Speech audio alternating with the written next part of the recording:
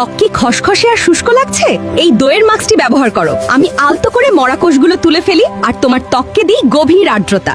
ঘুম না হওয়ার কারণে চোখের নিচে কালো দাগ পড়েছে? এই যে ঠান্ডা টি ব্যাগ ব্যবহার করুন, আমাকে আপনার ত্বকে লাগান। আমি রক্তনালীগুলোকে সংকুচিত করি এবং কালো দাগ দূর করি। সারা রাত কেঁদেছো নাকি? সকালে চোখ ফুলে গেছে? এই যে একটি ঠান্ডা শশা নাও, এটা তোমার মুখে দাও। এটি চোখের ফোলাভাব কমাবে। ঠোঁট কি ফেটে গেছে? এই চিনি আর মধুর স্ক্রাবটি ট্রাই করে দেখো। আলতো করে ঘষো, আমি সব মরা চামড়া তুলে তোমার ঠোঁটকে করে তুলবো একদম নরম। আমি কাঁচা আলু। রাতে ঘুমানোর আগে আমার টুকরো কালো দাগে ঘষুন। আমার এনজাইম ত্বকের উজ্জ্বলতা বাড়াতে এবং পিগমেন্টেশন কমাতে সাহায্য করে। প্রতি রাতে ঘুমানোর আগে পাপড়িতে সামান্য ভ্যাসলিন লাগান। আমি আর্দ্রতা ধরে রেখে পাপড়ি ভেঙে যাওয়া রোধ করি। 1 মাসেই আপনার পাপড়ি হবে দ্বিগুণ ঘন। আমি ডিমের সাদা অংশ আমাকে ফেটিয়ে ফেনা করে নাকের আশেপাশে লাগিয়ে নিন। আমি লোমকূপ সংকুচিত করে ব্ল্যাক হেডস দূর করি। এরপর 15 মিনিট অপেক্ষা করুন।